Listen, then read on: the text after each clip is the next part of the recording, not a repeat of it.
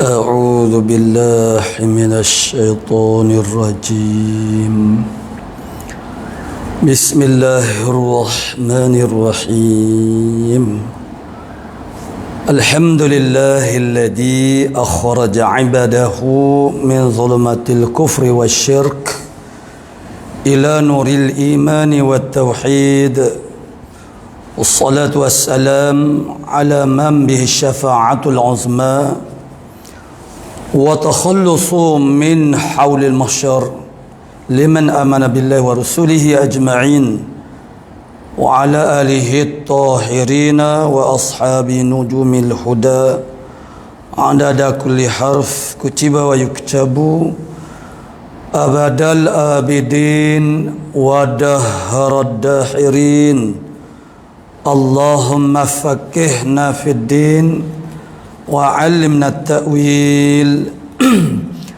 اللهم فقهنا في الدين وعلمنا التأويل اللهم فقهنا في الدين وعلمنا التأويل اللهم رب اشرح لي صدري ويسر لي أمري واحلل عقدة من لساني يفقهوا قولي أما بعد فقال الشيخ المؤلف رحمه الله تعالى ونفعنا بعلومه في الدارين آمين يا رب العالمين. Dan membenarkan petunjuknya Allah Subhanahu wa taala itu hubung kepada kata menguatkan risalahnya, yakni illah kenapa Allah Ta'ala membangkitkan Nabi sallallahu alaihi wasallam bibahiril mu'jizat, dengan mu'jizat yang mengalahkan. Yang pertamanya kerana nak menguatkan risalah, nak jadi lebih mantap, lebih kuat dari sudut keteguhan atau kepercayaan manusia terhadap risalah Rasulullah sallallahu alaihi wasallam, dan juga sebagai nak membenarkan petunjuknya daripada Allah Ta'ala sendiri. Tak kala berlaku sesuatu mukjizat kepada Rasulullah sallallahu alaihi wasallam, itu pada menempati firman Allah Subhanahu wa taala, sadaqa abdi, telah benarlah hambaku. Tiap-tiap kali berlaku mukjizat kepada sebaran makna, tak kira siapa sahaja daripada kalangan Rasul ini, itu adalah tasdiqum min Allah Subhanahu wa taala. At-tasdiq makna membenarkan oleh Allah Subhanahu wa taala, dan ini amat-amat difahami oleh orang-orang yang mendakwa mereka itu beragama dengan agama samawi, makna yang asalnya ialah agama Islam. Maknanya Nabi Musa AS bawa ajaran agama Islam, Nabi Isa AS bawa ajaran Islam. Cuma mereka tidak digelarkan sebagai muslimin itu kerana nama yang dikhususkan kepada untuk ummatun Muhammadiyah sahaja. Hakikat mereka adalah orang Islam. Jadi akhirnya pengikut-pengikut mereka mengubah suai, dan akhirnya membangsakan ajaran yang mereka yang reka-reka itu kepada Rasul. Jadi apabila berlakunya mukjizat ini, maka itu adalah satu cara Allah Ta'ala menzahirkan tasdiknya kepada para Rasul itu, kepada maknanya manusia. Jadi sebagaimana yang kita ceritakan kemarin, Habib bin Malik, seorang raja boleh beriman dengan hanya melihat satu mukjizat saja, kerana dia cukup memahami seorang Rasul itu dia kerana ada mukjizat. Tapi orang jahiliyah, makna orang musyrik Mekah yang dikenali sebagai jahiliyah, yang sentiasa berhadapan dengan mukjizat Rasulullah sallallahu alaihi wasallam, tidak pernah tersentuh hati mereka untuk meyakini ajaran Rasulullah sallallahu alaihi wasallam, walaupun macam-macam perkara yang luar biasa yang berlaku. Ketika mereka cuba untuk nak orang panggil membuli Nabi dengan meminta perkara-perkara yang ajib, yang pelik-pelik, tetapi akhirnya Nabi dapat melakukan perkara itu. Qala mu'allifur rahimahullah ta'ala wa ala alihi alladhina balaghud darajatil ula bi'uluwi miqdarih wa ashabihi alladhina bazaghu nujumal huda bin nas akhbarih. dan atas hubun, ataupun dalam ilmu nahwu dia panggil ataf, mana hubun kepada di atas ala tarjuman ataupun turjuman uluhiyatih, mana hubun di situ, yakni atas keluarganya, solawat dan juga salam, yakni rahmat dan juga salam itu daripada Allah Ta'ala atas keluarganya Nabi sallallahu alaihi wasallam. Jadi selawat ni, solawat ni adalah penghormatan yang tertinggi yang Allah Ta'ala berikan kepada para rasul. Dengan sebab itu selawat ini tak boleh kita nak tujukan kepada yang selain daripada rasul. Tak boleh, mana haram kita tu menujukan selawat itu kepada yang selain daripada rasul, malaikan ala sabilit tabi', malaikan di atas jalan tabi'i, maksudnya mengikut tu macam mana? Yakni kita sudah bersolawat di atas Rasulullah SAW, barulah kita boleh hubung. Sebagaimana sekarang wa ala alihi. Jadi kalau kita nak orang panggil pakai direct terus selawat Allahumma salli ala Sayyidina Abi Bakrin, tak boleh. Kerana selawat ni lah hak eksklusif untuk para Rasulullah SAW, para Rasul alaihi salatu wassalam. Jadi manakala kita sudah berselawat kepada Nabi, maka kita yang umat ini, para sahabat, keluarganya dan umat Islam seluruhnya itu dia panggil tabi'un, makna mengikut. Kini tabi' maknanya diselawatkan di atas yang selain daripada pada Rasul itu ialah ala sabili tabi'i, atas jalan mengikut saja. Secara asal tak boleh. Secara asal ni pakai tuju mono-mono kali pertamanya kepada yang selain daripada Rasulullah SAW. Jadi Allah Ta'ala berikan kepada para rasul ini suatu darajat kedudukan, yang mana orang panggil bila kita menyebut nama Nabi SAW, kita diminta walaupun tidak wajib, bahkan ada ulama yang mengatakan wajib bila disebutkan nama Nabi, tapi itu bukan pandangan yang majoriti. Pandangan majoriti maknanya sunnah kita berselawat dengan tuntutan yang sangat akad, mana muakkad, mana sangat kuat. Dengan sebab apa? Dengan sebab Nabi kata dalam satu hadis, al-bakhil, Nabi mentarifkan bakhil itu, siapa dia orang bakhil itu? Al-bakhilu man dzukirtu indah walam yusalli alayya.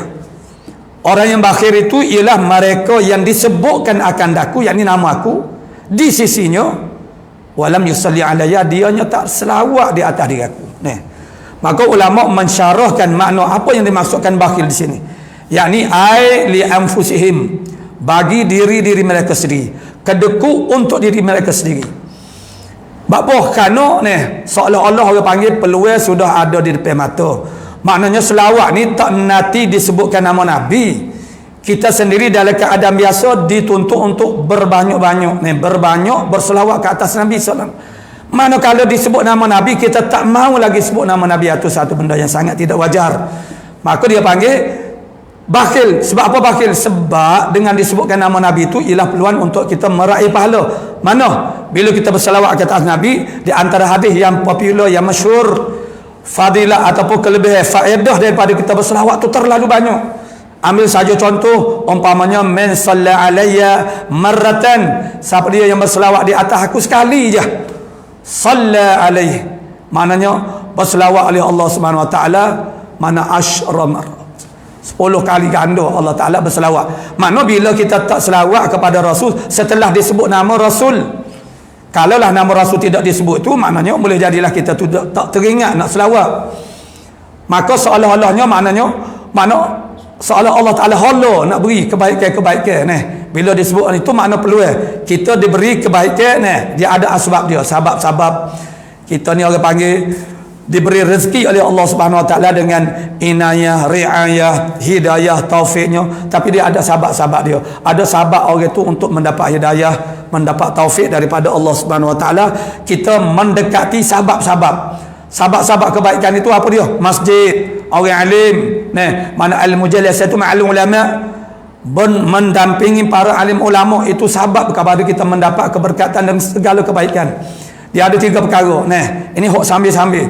3 perkara sebab kita nak kaitkan dengan kelebihan yang Allah Ta'ala beri kepada Rasul itu, ialah supaya kita juga mendapat kelebihan sama.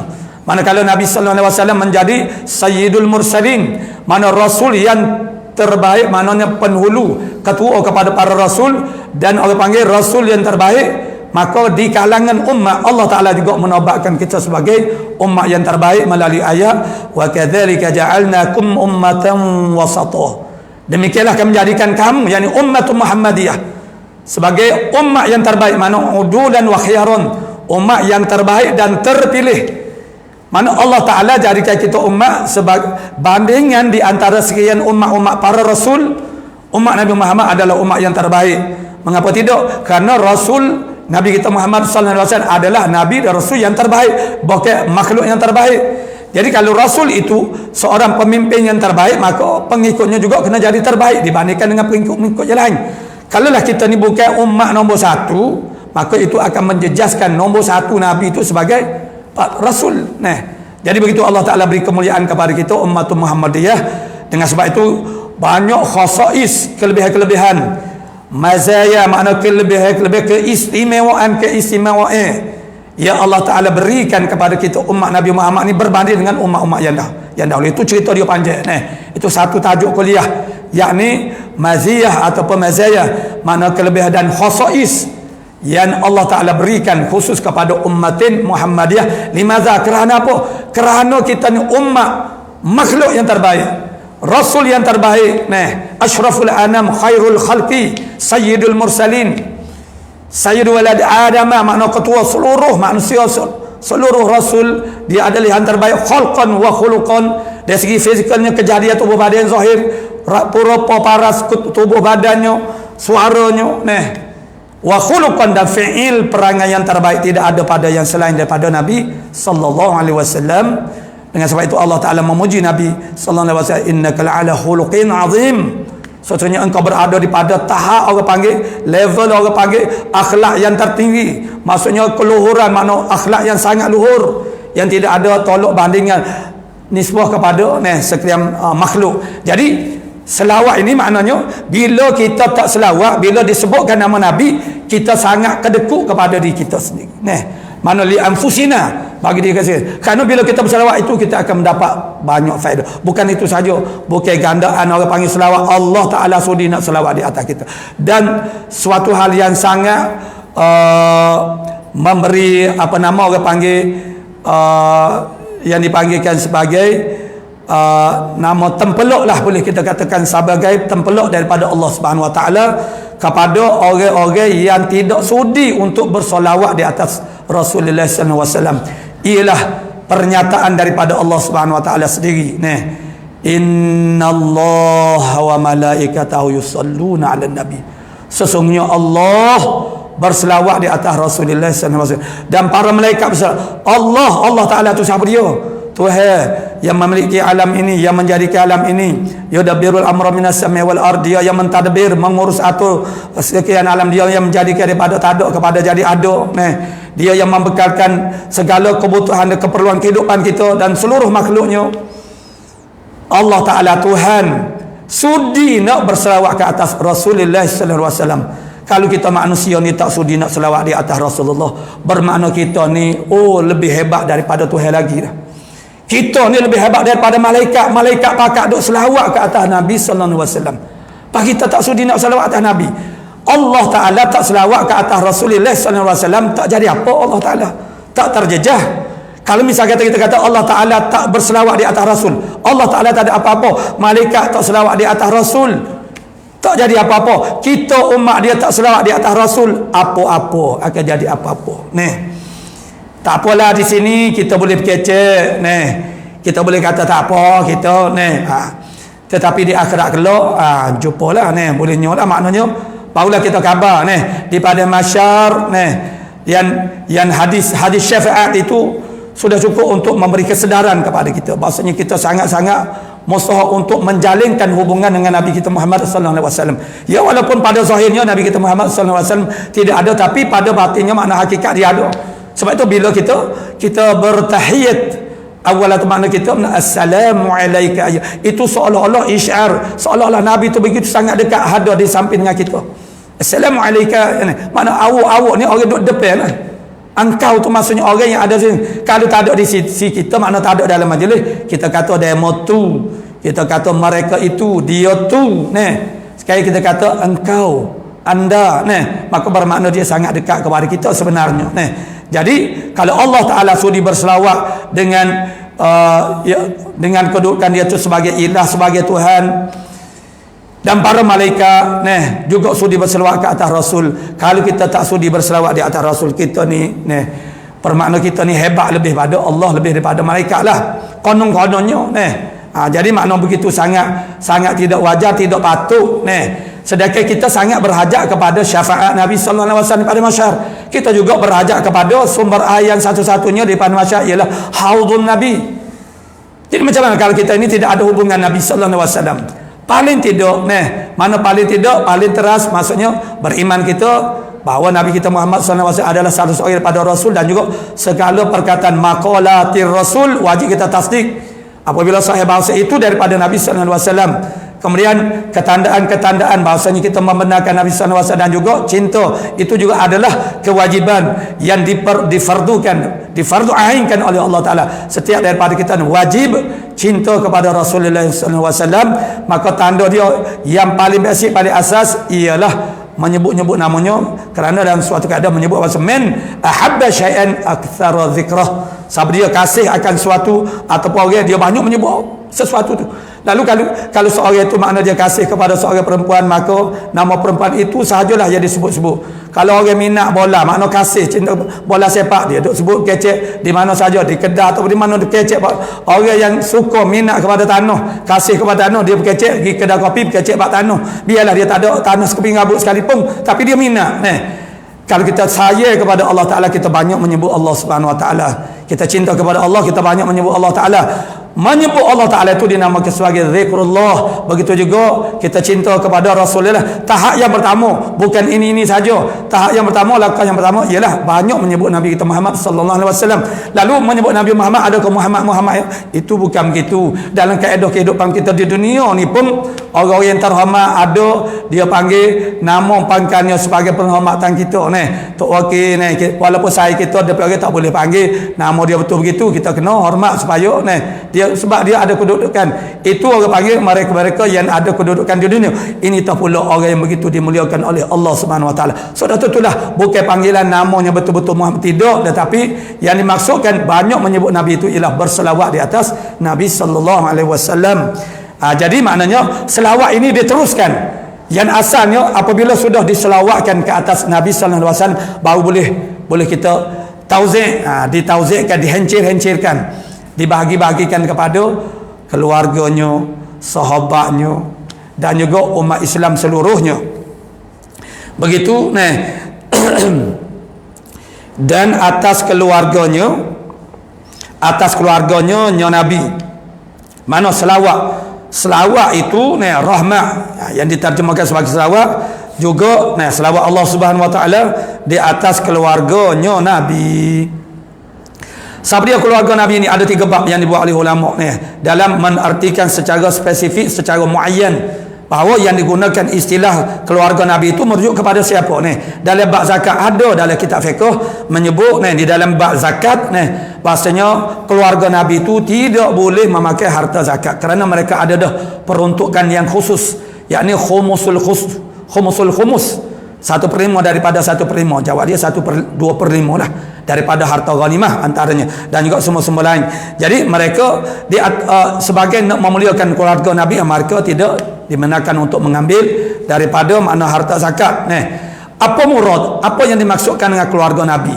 Itu ialah keluarga dalam arti nama, orang panggil keturunan, orang panggil salsilah, orang panggil keluarga Nabi yang maknanya disebut sebagai Bani Hashim dan Bani Muttalib. Itu yang dimaksudkan sebagai keluarga Nabi. Jadi bila kita sebut keluarga Nabi itu, kita kena jelas dalam tajuk apa dia, dalam bab apa dia. Kalau dalam bab zakat, yang dimaksudkan ialah Bani Hashim dan Bani Muttalib. Kemudian dia ada 2 bab lagi. Yang kedua ialah bab puji. Dalam bab puji yang dimaksudkan dengan keluarga Nabi itu ialah mukmin taqiyin, orang yang bertakwa, orang mukmin yang bertakwa.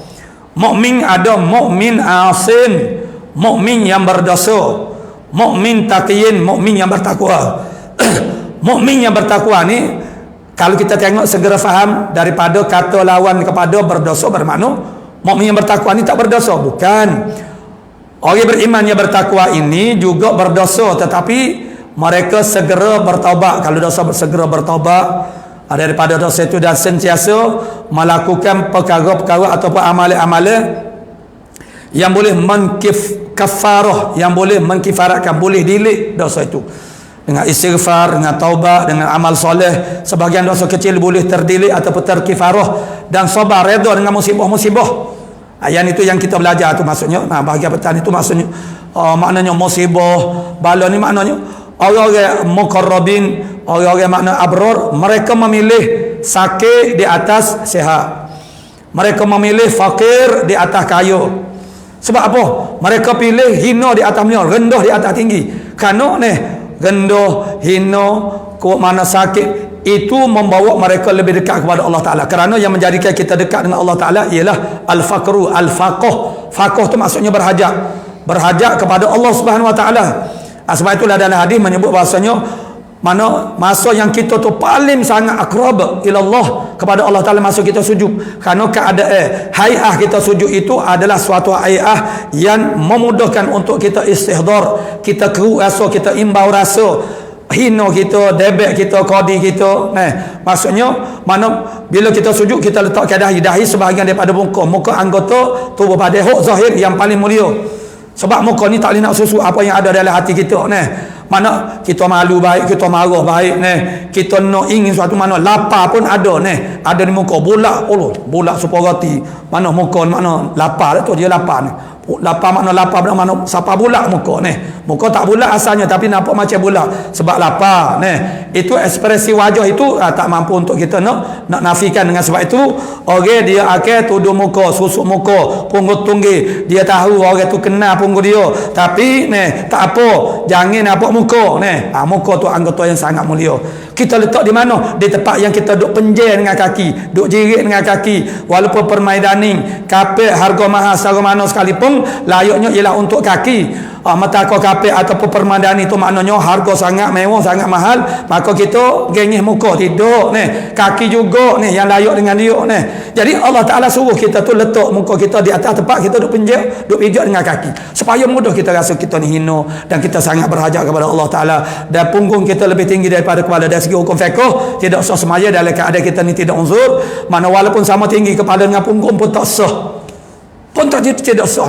Allah Ta'ala nak punggung tu lebih tinggi daripada kepala kita. Kenapa? Kerana punggung ni tempat keluar najis. Tidak ada orang bangga dengan punggung, orang bangga dengan kepala. Orang tunjuk kepala. Bila orang tu mendapat pencapaian tinggi, dia akan tunjuk kepala dia. Ni otak antarabangsa. Nak belakang orang pun mana tunjuk kepala juga, kemudian buat aksi-aksi untuk mengecil-ngecilkan orang. Mana orang tu maknanya otak, maknanya tak itulah makna rendah, makna tidak hebat superior. Jadi maknanya keadaan ayah makna sujud itu dia panggil ghayatul ibtihal. Ghayatul ibtihal maksudnya ialah sehingga-hingga. Orang panggil hina diri, tabazul, mana orang panggil rendah diri kita. Jadi masa tu kita panggil dekat kepada Allah Subhanahu Wa Ta'ala. Jadi begitulah maknanya yang dimaksudkan dengan keluarga Nabi dalam bab puji. Allah Ta'ala memuji siapa? Mukmin yang taqiyin ataupun ibadihi salihin, itu sama. Hamba-hamba Allah Ta'ala yang soleh, ada yang tak soleh. Mukmin ni ada yang bertakwa, ada yang tak bertakwa. Ya Allah Ta'ala nak puji ialah yang baik, yang terbaik. Yang kurang baik, yang tak baik, mana nak dipuji apanya. Jadi Allah Ta'ala puji mukmin yang bertakwa kepada Allah Ta'ala. Dia sentiasa di dalam keadaan bertaubat kepada Allah Ta'ala. Kita buat dosa selari, tidak ada daripada kita ni yang satu hari yang kita lalui itu kita tak ada dosa dalam satu hari. Tak ada. Kalau kita kata ada lagu tu bermakna kita perasa. Kerana kita jahil, kita kata kita ni bebas, merdeka daripada dosa. Mana boleh kita tu bebas daripada dosa? Dosa ni bukan payah. Hanya dengan sangkaan yang tak baik terhadap itu pun sudah dosa. Fa inna ba'dha dhanni man ismun. Ya ayyuhalladzina amanu jtanibu katsiran minadh-dhann. Hai orang-orang yang beriman, jauhi oleh kamu daripada kebanyakan daripada sangka-sangka. Maksudnya su'azon. Allah Ta'ala kata kebanyakan daripada sangka-sangka kerana nak memberi isyarat, memberi ketahui bahasanya kebanyakan daripada sangkaan-sangkaan yang wujud dalam hati kita. Seumpama kita kata dalam satu masa ada 10 sangka, satu saja sangka yang baik kita, 9 tu tak baik berlaku ni. Maka bila kita nak bersangka, kita kena berhati-hati. Kita mudah tengok orang pakai semak pun kita suka bukan-bukan. Tengok orang pakai seloyo, serebeh, kita mari fikir macam-macam. Kita duk kata macam-macam, dia kata apa mari tempat orang mana, padahal dia mari pada lolo-lolo mari misalnya. Jadi kita tu sangat mudah, cenderung segera, sangat orang panggil ajalah, cepat untuk menghukum orang, buat kesimpulan. Kalau orang panggil tubik dalam sekarang bukan surat khabar lah, kalau dulu zaman dulu mana surat khabar tubik berita orang terhadap dia seorang dia hanya dituduh, kita dah buat kesimpulan dia tu dah bersalah dah, atau perangai kita manusia. Jadi kita ni dosa dengan orang, dosa dengan Tuhan tu biasa aja. Tapi kalau kita ni sentiasa dalam keadaan istighfar dan juga bertaubat dan amal soleh, maka ini akhirnya akan dapat mendelikkan segala dosa itu yang menyebabkan kita tu macam inilah, macam kita kata rumah kita halaman rumah kita tiap-tiap hari kita orang-orang mana orang puai kita ke anak kita yang besar duduk menyapu. Jadi kita kata, awak ni kemarin menyapu dah. Memanglah kemarin menyapu kemarin. Pas hari ni lepas pada menyapu tu nak boleh ke siapa hari ni dia cemar balik, debu tu ada balik, memang kita kena sapu sakmo. Begitulah dosa kita, kena sapu sakmo, kena dilik sakmo. Ruangan hati kita sangat terhak. Dosa yang kita lakukan selain ditandakan pada buku rekod, buku catatan, ditandakan juga pada hati kita dengan noktah hitam. Muka hati kita itu adalah sangat terhak, ditanda pada permukaan hati kita.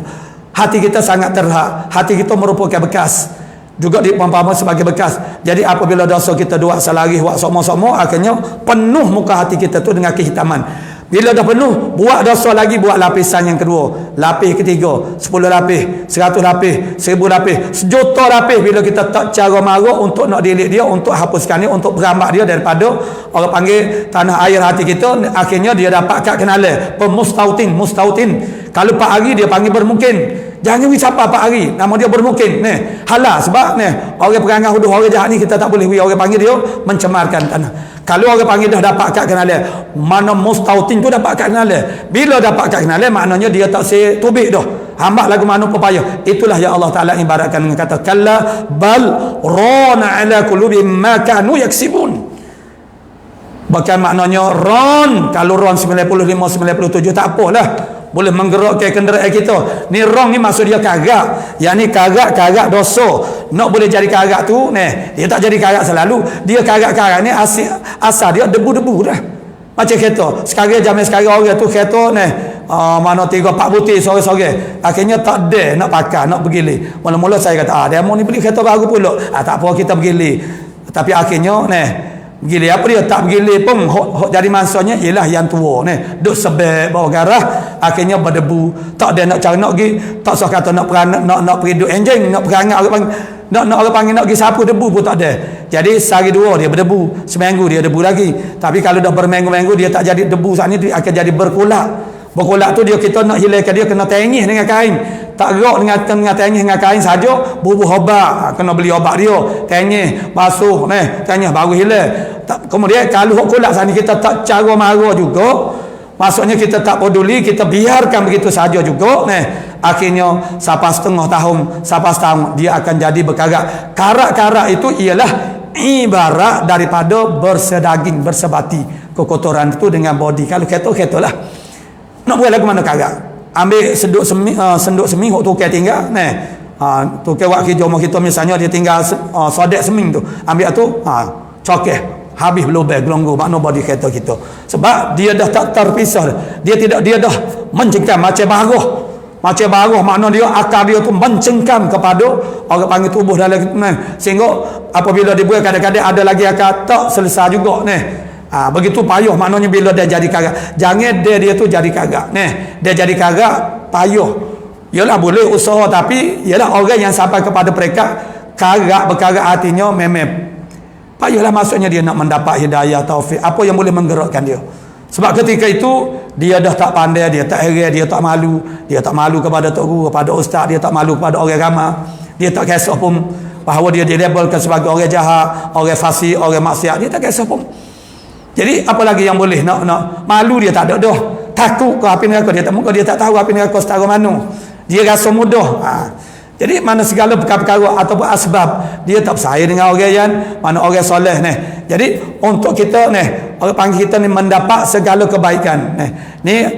Saya sentiasa sebut ni secara sama sebab saya sebut dah tadi ni, dia ada 3 perkara yang paling besar yang akan menjadikan kita maintain di atas orang panggil siratal mustaqim, di atas landasan yang benar ni. Kadang-kadang makna kita melihat bukan orang-orang yang kelas-kelas yang baru-baru mubtadiin, orang-orang yang sudah sampai kepada tahap lama pun boleh terbalik kuil lagi. Sebab itulah kita kena ada suatu kaedah, suatu cara bagaimana kita nak memastikan itu adalah asbab dia. Bila kita usahakan asbab baru tu tolong intan surullah yang surkum. Sebab kepada terjaga diri kita supaya kita ni tak jadi gelecoh, tak jadi orang panggil terbalik kuat, gugur di pertengahan jalan. Ramai orang yang gugur di pertengahan jalan. Bukan orang awam, pejuang-pejuang Islam, pendakwah-pendakwah, ulama-ulama ada. Dalam misalnya dalam kitab-kitab Minhajul Abidin ni ada sebut mana dan ada ayatnya, maknanya apa yang berlaku kepada seorang ulama Bani Israel. Wa tullu alaihin naba alladhi ataina, beritakanlah kepada sahabat-sahabat kamu akan berita tentang orang yang kami berikan kepada ayatina fansalakha minha. Ayat tu maksudnya keramat. Dia ni seorang wali tapi boleh terbalik kuat. Fansalakha ni makna dia pecah. Macam dia bersalin makna dia pecah, makna kelebihan Allah Ta'ala yang beri kepada dia seperti ular bersalin kulit. Dia buai kulit dia, tinggal kulit dia, dia ambil mana kehinaan kepada dia dunia ni. Jadi maknanya kembali kepada tadi bahawasanya untuk kita nak jadi maintain ataupun tetap di atas sirat yang mara panggil siratul mustaqim ni agama Allah Subhanahu Wa Ta'ala. Nombor satu sekali ialah al-mujalasatul ma'al ulama, mendampingi para alim ulama, jangan tinggal. Maksudnya cari ulama. Apatah lagi kalau ulama datang kepada tempat kita, hadiri majlisnya.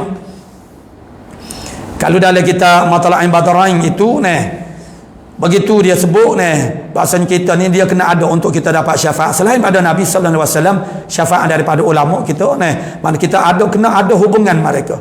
Sehingga dia sebut bahasanya bukan kalau belajar dengan tu mimbabil aula, lebih-lebih lagi. Hanya sekali orang panggil sekadar kita bersalaman dengan dia. Ada kodok mung tu makan setalen dengan dia. Ada kodok kamu tu biar kita tu ada pernah berjumpa dengan dia. Hingga kalau tidak sempat dengan ulama itu, adakah kamu ada hubungan dengan anak murid dia? Tu orang panggil bila berjuluk itu maksudnya dia akan mendapat orang panggil syafaat ataupun mendapat kebaikan daripada ulama. Jadi al-mujalasatul ulama, kita akan dapat 2 perkara yang besar. Mendampingi para alim ulama, yang pertama ialah kita akan mendapat al-barakah. Ini tidak dapat difahami oleh orang bukan Islam. Barakah itu ialah kebaikan-kebaikan yang sentiasa bertambah. Sesuatu yang kita buat itu maknanya akan jadi baik. Itu al-barakah. Kalau kita katakan sekarang ni orang sebut aura tu, maknanya itu tidak tepat juga. Itu tidak tepat. Cuma bolehlah kita buat bayangnya. Aura dia tu maknanya kebaikan dia tu akan berjerakit. Mana berjakit akan sampai tempias kebaikan dia, ilmunya, amalan dia, hubungan dia dengan Allah Ta'ala yang sangat akrab itu akan memberi kesan kepada orang-orang yang berhubungan dengan dia. Yang kedua, dia akan dapat al-irsyad. Apa yang kita akan dapat daripada ulama? Al-irsyad. Bukan at-ta'lim, namanya al-irsyad. Irsyad ini maknanya pimpinan secara paling dekat. Contoh irsyad ini dia macam ni. Saya buat contoh misalnya guru memasak. Ini sebagai perbandingan saja. Irsyad itu maksudnya ialah seorang guru cikgu memasak. Yang pertama dia taklim. Taklim ini melontarkan maklumat, mengajar, memberikan maklumat tentang hal memasak, tentang bahan-bahan, mana tentang khasiat dan dia wayak saat itu dia panggil taklim, mana ajar. Kemudian dia akan buat demo. Tahap yang kedua demo. Demo tu maksudnya dia akan tunjuk contoh bagaimana maknanya maknanya menhiris bawahnya macam mana, kaca panjangnya, kalau nak goreng macam mana, dia tunjuk. Tadi dia ada ceramah, kemudian dia tunjuk pula. Ada pelajar-pelajar bila sampai kepada tahap ini, apabila disuruh amalikan, praktikkan, maknanya sampai kepada praktikal dia boleh buat. Tu tahap idrak seseorang itu tidak sama. Tapi ada orang walaupun sudah di demo ditunjuk contoh sekalipun, bila dia buat tak jadi juga. Maka cikgu tu pun pergi tangan dia, dia pergi bisa pergi tangan, ajar. Siapa kepada peringkat itu dia panggil irsyad, bimbingan yang paling orang panggil makna paling akad, mana sehingga orang panggil. Jadi irsyad itu makna tunjukkan secara khusus kepada orang panggil kepada orang panggil manusia. Itu dia panggil al-irsyad. Kita akan dapat irsyad daripada para alim ulama. Yang kedua ialah al-mukhalatatu ma'as sulaha, bergaul dengan orang-orang yang soleh. Bergaul dengan orang-orang yang soleh. Apa yang kita akan dapat daripada orang-orang yang soleh? Kita akan mendapat nakal, pencegahan. Bila kita bersaing, kita bersahabat, berkawan dengan orang-orang yang baik, maka terteguh kita daripada melakukan perkara yang tak baik. Kerana kita akan rasa malu, ataupun bahasa Kelantan panggil melera ke dia. Kita berkawan dengan orang soleh, orang baik. Jadi kalaupun dia tidak ada di tempat kita nak buat maksiat, kita akan teringat. Dan kalaupun kita terlanjur melakukan suatu kemaksiatan, kita akan diselamat, ditarik balik oleh dia. Itu sifat orang yang soleh. Kerana orang soleh itulah mukmin taqiyin. Orang mukmin yang sebenar dia menjadi cermin dan juga adalah muslih, orang yang memperbaiki, orang panggil orang Islam yang lain, orang mukmin yang lain. Dia akan menyelamatkan. Sebab orang beriman dia sayang kepada orang beriman yang lain. Sebab Nabi kata la yu'minu ahadukum hatta yuhibba li akhihi ma yuhibbu li nafsihi. Tidak sempurna iman seorang kamu sehinggalah dia kasih kepada saudaranya serupa dia kasih kepada diri dia sendiri. Maka kasih ni dah lebat dunia lebat akhirat. Kita tak boleh masuk neraka, kita nak masuk syurga, maka kita pun nak lagu tu juga kepada saudara-saudara kita. Bila kita melihat saing-saing kita, mana sahabat-sahabat kita, adik kakak kita, orang Islam melakukan kesilapan, kita kena tegur, kena perbaiki kesalahan itu. Tapi kena pastikan memang betul-betul salah lah. Walaupun kita akan mendapat kita nak zaman kita sekarang ni, jawab dia kena marah kok lah. Zaman tidak dia supaya zaman dulu orang tua boleh tegur budak-budak, ibu bapa pembesar nampak anak ambo tu terbonlah kau buat benda tak patut gak, tegur pakat tegur belaka. Sekarang ibu bapa masing-masing tu makna anak saudara kita pun kita tak boleh nak tegur. Makna anak kita lah yang kita boleh tegur. Jadi dengan sebab itu maknanya kita sendiri walaupun kita ustaz sekalipun, kita mesti ada persiapan untuk menerima teguran. Kena tegur ni pahit, bagi pahit tak ada siapa dia suka kena tegur. Tapi kalau adalah kadang-kadang orang yang menegur tu dia tak betul pun, tapi kita kena sabarlah. Hak dia tegur tu kita buat tu kena dah. Hak dia tegur tu tak kena, kerana itu mengikut pandangnya dia. Dia berasa dia kena, dia gaduh nak tegur orang padahal hak dia tu tak kena. Jadi hak lagu tu kita kena sabar. Dan kalau lah tegur orang tu memang betul-betul kita tersalah, kita kena terima lah. Bagi tu bagi pahit kita kena nak bila kita tu agak dah lebih tinggi. Kalau kita biasa-biasa ramai-ramai dia taklah begitu terasa sangat. Bila orang panggil kita ni ustaz tok guru, bila kena tegur jadi lebih-lebih terasa Tapi kita kena sabar. Mana kita kena sabar sebagaimana itu semua akhlak yang telah ditunjukkan oleh Rasulullah sallallahu alaihi wasallam. Baik, al-mukhalatatu ma'as sulaha, bergaul dengan orang soleh. Bergaul dengan orang soleh, kita akan mendapat pencegahan daripada melakukan maksiat. Kita terteguh sebab kita ingat kita bersaing dengan siapa dia, dan kita akan mendapat penyelamatan daripada mereka apabila kita telah terlanjur. Kerana itulah sifat orang mukmin yang sejati. Yang ketiga adalah mulazamatu majlisil ilm. Mulazamahkan akan majlis ilmu. Maksud sentiasa kita ni duduk dalam keadaan belajar, tak perlu berhenti daripada belajar. Walaupun kita ustaz sekalipun, kita masih boleh belajar lagi, tetapi dengan cara-cara yang tertentu dah.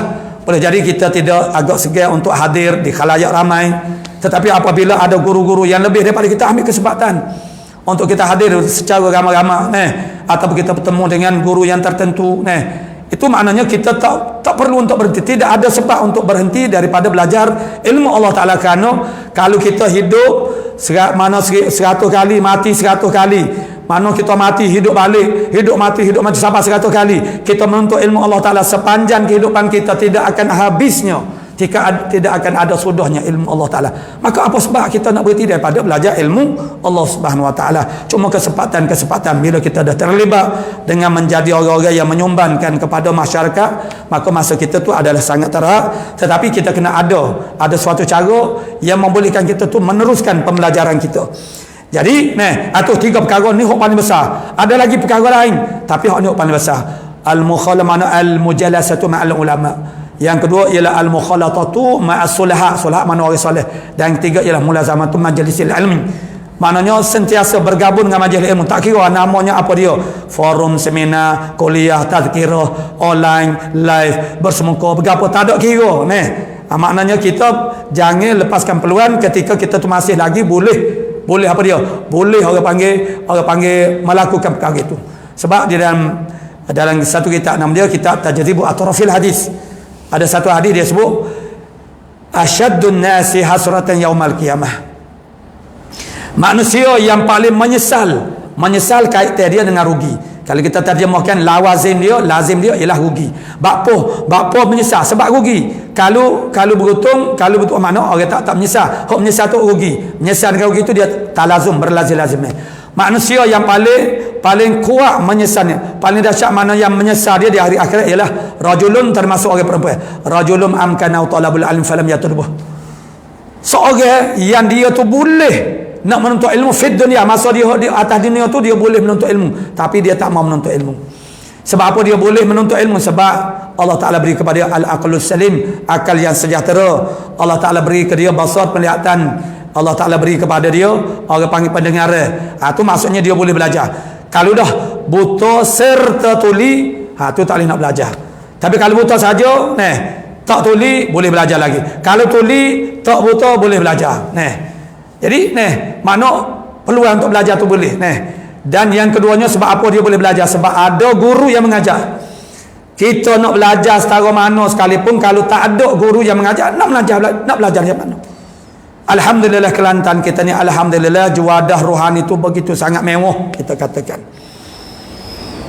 Maksudnya masjid, balasa, surah penuh jadual.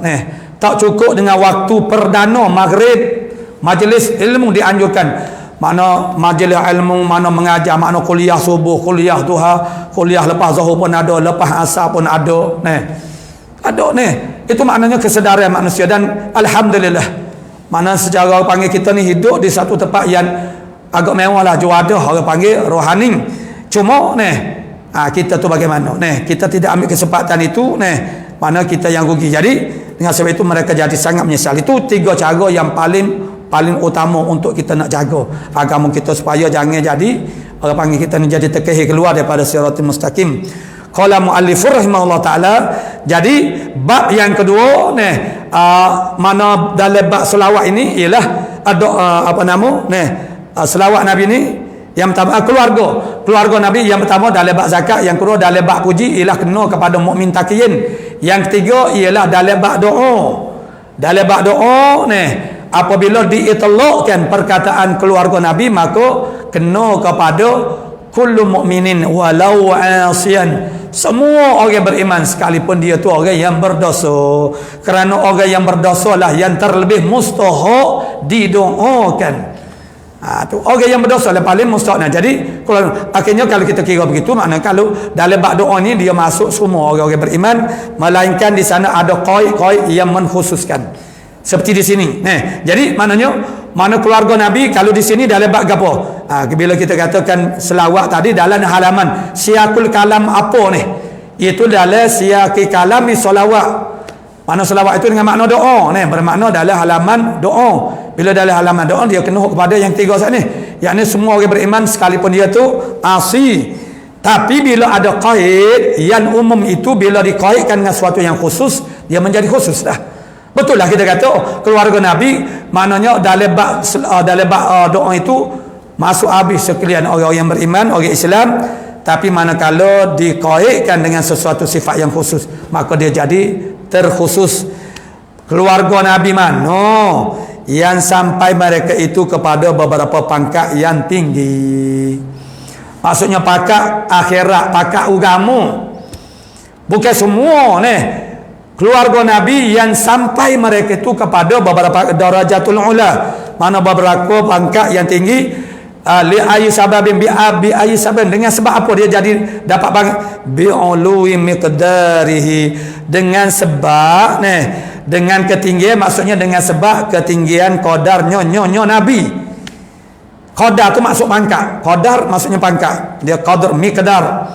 Dia qadrun tu maksud dia banyak, ada makna sempit, ada makna pangkat, ada makna orang panggil ketentuan. Itu malam Lailatul Qadar. Apa dia namakan Lailatul Qadar itu Lailatul Qadar. Itu merujuk kepada makna-makna dia yang pelbagai tadi. Jadi keluarga Nabi yang sampai kepada pangkat yang tinggi dengan sebab tingginya miqdar Nabi sallallahu alaihi wasallam. Bisa babi orang panggil dengan sebab orang panggil Nabi, kita mendapat hidayah, mendapat bisa babika, bika ya Rasulullah, maknanya dengan sebabmu ya Rasulullah. Nabi itu al-hadi dalam arti kata menjadi sebab kepada kita mendapat hidayah. Jadi tingginya keluarga-keluarga Nabi yang dapat pangkat tinggi ini ialah dengan sebab ketinggian qadarnya qadar Nabi, dan segala taulannya mana sahabatnya Nabi. Siapa dia sahabat Nabi ini? Sahabat Nabi ialah orang yang beriman kepada Nabi sallallahu alaihi wasallam ketika hayat Nabi dan berjumpa dengan Nabi. Berjumpa dengan Nabi pada tempat yang muta'aruf, tempat berkenal-kenalan, yakni di atas dunia. Nabi Isa AS berjumpa dengan Nabi di langit. Langit bukan tempat untuk bertaaruf, berkenal-kenalan. Maka itu tidak Nabi Isa tidak boleh dikatakan dia itu sebagai sahabat Nabi. Jadi dan juga nabi-nabi yang lain yang berjumpa di langit. Jadi sahabat Nabi itu orang yang beriman kepada Rasulullah SAW, yang hidup sezaman dengan Nabi dan berjumpa dengan Nabi, dan akhirnya mati dalam keadaan tetap beriman kepada Rasulullah SAW. Jadi kalau jadi murtad itu jadi tertanggallah, orang panggil status sahabatnya. Adapun orang-orang yang hidup di zaman Nabi, sempat dengan zaman Nabi, masa dia hidup tu makna masa Nabi hidup dia tu ada dah. Tapi dia tidak pernah berjumpa dengan Nabi sallallahu alaihi wasallam. Dia beriman dan mati dalam keadaan itu tidak dikategorikan sebagai sahabat. Seperti Uwais Al-Qarani yang berada di Yaman. Begitu keinginannya membuat-buat untuk menziarah beliau, tapi tidak ada kesempatan. Namun bagaimanapun, walaupun Uwais Al-Qarani ini dia tak pernah berjumpa dengan Nabi, jadi dia bukan sahabat jadi dia masuk dalam tabi'in. Namun Nabi menyebutkan namanya, sehingga Nabi berpesan kepada sahabat-sahabat besar, kepada Sayyidina Umar, kepada Ibn Abbas, lagi akan datang selepas aku wafat ni akan ada satu orang daripada Yaman, dia datang nak buat haji. Itu Uwais Al-Qarni itu memang dah boleh jadi adik kakak kita, masyarakat pun dah sangat mengenali, dah biasa disebut-sebutkan. Dan yang bernama Uwais pun ramai ada orang letak nama Uwais, ambil sempena nama tu orang ni. Dan Uwais Al-Qarani adalah dia ada 3 nama yang menjadi khilaf ulama, dinobatkan sebagai tabi'i yang terbaik. Kalau sahabat yang terbaik itu tak ada khilaf, Sayyidina Abu Bakrin As-Siddiq. Tabi'i yang terbaik siapa dia? Generasi tabi'i yang terbaik ada 3 nama yang telah diangkat. Salah satu daripadanya ialah Uwais Al-Qarani. Yang kedua ialah Hasan Basri. Yang ketiga ialah Sa'id ibn Musayyib. Tu. 3 orang ni ada pandangan yang berbeza. Jadi sebahagian daripada ulama menobatkan Uwais Al-Qarani sebagai tabi'i yang terbaik. Jadi ayatnya ialah Uwais ini walaupun dia masa dia hidup tu dia dilahirkan Nabi belum wafat lagi, tapi oleh kerana dia tu tidak pernah berjumpa dengan Nabi, maka dia tidak boleh dipanggil sebagai sahabat. Orang-orang yang tidak berjumpa dengan Nabi semasa hayat Nabi itu dan beriman, dia panggil sebagai al-mukhadramin, itu dalam ilmu mustalahil hadis. Jadi selawat dan salam ni juga di atas segala taulan Nabi. Jadi sahabat Nabi semasa inilah yang sifatnya disifatkan dia sebagai yang gilan gemilang. Yang gilan gemilang mana? Bazaru nujumal huda wa ashabihi alladhina bazaru itu maksudnya yang gilang gemilang, hal keadaan mereka itu para sahabat sana, hal keadaan mereka itu segala bita penunjuk. Bintan penunjuk. Bintan itu dia punya orang panggil fungsi yang utama kepada kita makhluk manusia ialah menjadi dalil, jadi petunjuk. Orang-orang zaman dulu orang yang berlayar di lautan, orang yang orang panggil berjalan di daratan di padang pasir yang luas, pada waktu malam menjadi penunjuk yang sangat besar. Kita boleh bintang juga boleh menjadi penunjuk kepada arah kiblat. Bahkan sampai sekarang pun takwin. Bagi orang yang belajar ilmu falak dia sangat mengerti. Jadi takwin yang disusun itu ialah pengiraan waktu sembahyangnya. Begitu juga arah kiblat dan lain-lain. Semua itu ialah sangat bergantung kepada perjalanan bintang-bintang. Yang mana data-datanya telah pun ada semenjak sekian lama, bukan baru. Data-data tu sudah ada dah secara tradisi dalam kitab-kitab tu ada dah. Orang zaman sekarang tu dah ambil data-data tu saja. Cuma dia mau panggil dia buat dengan sistem yang sekarang jadi mudah dah. Jadi maknanya bintang ini berjasa, sangat berjasa, sangat menyumbang kepada kehidupan kita manusia untuk keperluan kehidupan dunia kita dan juga akhirat. Jadi kalau tak ada bintang-bintang agak payah dah, banyak perkara yang tergendala. Jadi makna bintang, jadi menghargai bintang. Ada dia manusia ni siapa mereka mempertuhankan bintang. Dia manusia ni dia kecenderungan menjadikan ataupun menobatkan sesuatu sebagai Tuhan. Antaranya faktor dia ialah kekaguman terhadap suatu perkara. Yang keduanya ialah kerana menerima jasa sumbangan yang banyak daripada suatu perkara. Ada orang sembah api. Sebab api ni sangat-sangat berbudi kepada kita, menyumbang kepada kehidupan kita. Sehingga orang menganggap itu adalah Tuhan. Matahari, tak perlu cakap lagi bagaimana manfaatnya kepada kita. Begitu juga bintang-bintang.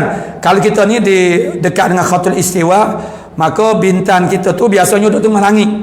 Bagi orang-orang yang ke arah utara negaranya, maka bintang-bintang tu dia di padang pasir pula. Kalau orang yang pergi ke timur barat, sungai-sungai tempat itu, bila dia melalui jalan waktu senja, waktu nak masuk waktu maghrib dan masuk waktu maghrib dan selepas daripada itu, bintang itu dia tidak berada di tengah-tengah, dia berada pada ufuk. Dan dia panggil apa? Panoramanya itu begitu sangat indah. Jadi kekaguman orang-orang terhadap sesuatu perkara itu juga menjadikan mereka cenderung untuk mengangkatkan itu sebagai Tuhan. Sebab mereka tak nak, dia manusia yang tidak sampai kepada mereka itu, maknanya dakwah Islam, lalu mereka berfikir secara nalurinya, fitrah manusia dia nak kepada Tuhan. Tapi oleh kerana dia tidak tahu, tak ada orang mai royak maka dia mulalah mereka-reka Tuhan dengan melihat benda-benda yang sangat berjasa. Termasuklah bintang-bintang ini diangkat, api, semua orang duk sembah tu ialah kerana ada faktor ini. Jadi sahabat ini Nabi kata, mu'alif kita kata, hal keadaan mereka itu segala bintang penunjuk. Sebagaimana bintang-bintang di langit itu dia menunjuk kepada banyak perkara, banyak hal kepada kita, sehingga sampai zaman sekarang ni pun. Dan di sana dia ada bintang orang panggil bintang kutub utara. Kalau kita tahu bintang kutub utara, kita boleh ijtihad kepada arah kiblat. Dan di sana juga ada bintang yang menunjuk betul-betul ke arah kiblat dengan keraratannya sekadar 10%. Maksud dia lari sedikit. Tapi itu maknanya dah orang panggil waktu malam, itulah perkara-perkara yang kita boleh ambil pedoman. Maknanya kalau kita nak bercakap bagaimana jasa bintang-bintang ini, bukan bintang filem, bukan artis nu. Bintang-bintang yang duduk di langit itu, tu panjanglah cerita dia. Sahabat ini, maknanya mu'alif kita kata ialah bintang penunjuk dengan nas sabdanya Nabi, dengan nas daripada sabda Nabi sallallahu alaihi wasallam. Mana? Qala Rasulullah sallallahu alaihi wasallam, ashabi kan nujum. Sahabat-sahabat aku ni seperti bintang-bintang. Macam mana seperti bintang-bintang? Ialah dari sudut menunjuk saat ni. Bi ayyihim muqtadaitum ihtadaitum. Dengan mana-mana seorang daripada mereka itu yang kamu ikuti, kamu akan dapat petunjuk. Jadi sahabat-sahabat ini Nabi sendiri umpamakan mereka itu seperti bintang. Ashabikan nujum. Sahabat aku ni seperti bintang-bintang penunjuk. Jadi kerana sahabatlah kita ni boleh jadi Islam sekarang ni, ialah jasa daripada para sahabat. Nabi tidak buat kerja seorang sehingga sampai kepada kita. Jadi dengan sebab itulah maknanya mereka tu berhak, dan mereka ni telah diakui oleh Allah Subhanahu wa taala sebagai mendapat keredaan Allah Subhanahu wa taala. Radhiyallahu anhum wa radu'an. Allah taala sudah redha. Jadi bila kita sebut nama sahabat radhiyallahu itu bukan mudah-mudahan dah. Nah, kalau kita rahimakumullah, rahimakallah, rahimahullah tu mudah-mudah. Nah, sebab kita tak tahu adakah Allah taala tu merahmati kita, belum tentu lagi Tapi kalau para sahabat radhiyallahu anhu itu pasti, sebab ayat ini tertuju kepada secara khususnya tuju kepada sahabat Nabi SAW dan secara umumnya orang bersifat-sifat dengan orang panggil yang disebut dalam surah itu. Jadi makna mereka ni telah diredai oleh Allah Subhanahu wa taala. Jadi dengan sebab itu ini kita belajar dalam ilmu akidah tauhid. Di akhir bahagian terakhir itu makna kita akan menemui suatu kenyataan dalam mana-mana kita akidah tauhid sekali. Bahasanya tidak boleh sekali-kali kita menyentuh sahabat-sahabat dalam arti kata menaikkan dia, mengkritik, mengomen. Maksudnya kita hanya boleh membaca sejarah yang berlaku di kalangan mereka, tapi jangan sekali-kali ada dalam hati kita perasaan benci kepada mereka. Tidak layak kerana mereka ini orang panggil maknanya kelebihan mereka itu telah disebut oleh Allah Subhanahu wa taala. Mana di dalam Al-Quran mana-mana daripada kita nak banding dengan sahabat itu tak boleh nak banding. Sebab itu sudah menjadi satu akidah dalam akidah Ahlussunnah wal Jamaah. Kita boleh membaca sejarah para sahabat, berlaku peperangan antara sahabat, tetapi jangan sekali-kali ada kecenderungan untuk memihak kepada satunya dan merasa tak suka kepadanya satu lagi. Karena sumbangan mereka, jasa mereka terlalu besar. Kalaupun mereka itu tidak Rasul, mereka ada kesalahan, ada kesilapan, tetapi jasa mereka terlalu besar. Apa yang dilakukan oleh para sahabat kita tak mampu nak lakukan. Kita baca sejarah, kita akan dapat orang panggil memahami begitu hebatnya pengorbanan yang dilakukan oleh para sahabat. Mereka ini orang yang benar-benar isar mengutamakan Allah dan Rasul. Tubuh badan mereka, zahir batin mereka, harta mereka, semuanya keutamanya untuk Allah Rasul, untuk agama. Jadi mengapa tidak Allah Nabi sendiri telah mengiktirafkan mereka itu seperti bintang, dan Allah Ta'ala sendiri maknanya telah menyatakan, telah menaskan dalam Quran bahasanya Allah Ta'ala sudah redha kepada mereka. Bukan lagi mudah-mudah Allah Ta'ala redha. Sebagaimana fi'il madi yang jadikan sebagai jumlah du'aiyah, itu kalau kita lama dia terjemah telah, itu maksudnya ialah mudah-mudahan. Tetapi dengan menisbahkan kepada para sahabat bukan lagi mudah-mudahan, bahkan mereka itu telah diredai oleh Allah Subhanahu wa taala. Jadi dengan sebab itulah apa saja yang dilakukan oleh para sahabat itu juga menjadi orang panggil, walaupun dia tidak jadi nas, dia tidak jadi dalil, bukan nas, mana dalil. Nas dengan dalil kita kena faham. Nas itu lebih khusus. Setiap nas itu tak semestinya setiap dalil itu tak semestinya nas. Setiap nas itu adalah dalil. Jadi dalil itu dia umum, dalil itu dia luas. Jadi walaupun sahabat ni kita tak boleh jadikan suatu dalil, tetapi apabila orang panggil ijma' sahabat min babil aula, dan orang panggil makna sahabat ini telah mana apabila orang panggil ulama sendiri pun telah dijamin oleh Rasulullah SAW, mana yakni Nabi menyatakan bahasanya tidak akan tersesat oleh ijma' ulama mana ijma'ul ummah, maksud bila ulama-ulama telah ijma' tidak akan jatuh kepada perkara yang salah. Itu adalah jaminan daripada Rasulullah SAW. Apatah lagi para sahabat ini, manakala ada tunjukkan daripada sahabat, itu bi ayyihim tadaitum mana ihtadaitum. Kemudian kata mu'alif kita rahimahullah ta'ala, wa ba'du. Jadi bila sampai kepada wa ba'du, bermakna ini sampai kepada satu uslub intiqali, uslub untuk berpindah daripada khutbah kita. Yang tadi kita baca tu dia panggil khutbah kitab. Jadi selepas wa ba'du itu bergantung sama ada muqaddimah kitab, muqaddimah ilmu, ataupun kitab-kitab yang kecil. Kitab-kitab yang kecil dia terus masuk kepada konten. Kitab-kitab yang nipih-nipih itu dia terus masuk kepada konten, mana munasabah lah. Dia terus kepada maudhu' dia. Tapi dia kena ada khutbah dulu. Sama juga macam kita bila kita nak bercakap di khalayak, khalayak ramai ni, walaupun dengan qadar yang sangat sebentar, biar ada ni khutbah dia ni. Bismillahirrahmanirrahim. Alhamdulillahirabbil alamin wassalatu wassalam ala asyrafil anbiya'i wal mursalin. Amma ba'd. Barulah. Kalau kita sebentar tak sampai seminit. Bismillahirrahmanirrahim. Alhamdulillahirabbil alamin wassalatu wassalam ala asyrafil anbiya'i wal mursalin wa ala alihi washabihi ajmain. Amma ba'd. Termasuklah amma ba'd. Selain pada empat perkara itu, amma ba'du ataupun wa ba'du, itu adalah sunnah Rasulullah sallallahu alaihi wasallam. Qala wa ba'du fa hadhihi risalatun ila akhir, wallahu subhanahu wa ta'ala a'lamu bis-shawab. A'udzu billahi minasyaitonir rajim. Bismillahirrahmanirrahim. Alhamdulillahi rabbil alamin. Wassalatu wassalam ala asyrafil anbiya'i wal mursalin wa ala alihi wa sahbihi. Allahumma taqabbal minna innaka antas sami' wa tub alaina innaka antat tawwabur.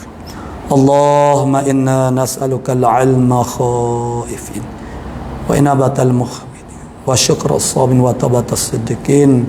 Allahumma ya jami'ash shattat ya wa ya mukhrijan wa ya muhyil 'idham wa ya qadiyal hajat wa ya mujis. Allahumma anta qadiru ala kulli syai'in. Allahumma anta tajuda alaina wa ala sahibil hajat bihaulika wa quwwatika ya Allah ala kulli syai'in qadir. Allahumma anta salama akhi astamu bi fi dhahabihi ila al-makan wa iyabihi minhu. Allahumma anta salama min kulli afatin wa dararin dunyawiyin wa akhiratin. Allahumma anta ainahu fi dhahabi fi sayrihi wa anta sayyira lahu ma huwa khairul lahu fid dunya wa akhirah. Allahumma anta bi halihi wa ahwalihi anta jama'ahu bi khairin kullihi bi haqqi surati yasin wa bi haqqi qalbil quran wa bi hurmati sayyidina Muhammadin sallallahu alaihi wasallam. Allahumma aslih dhata bainina wa alif baina qulubina wa ihdina subul salam wa najjina min adh-dhulumati ila an-nur. Wa sallallahu ala sayyidina Muhammadin wa ala alihi wa sahbihi ajma'in. Walhamdulillah.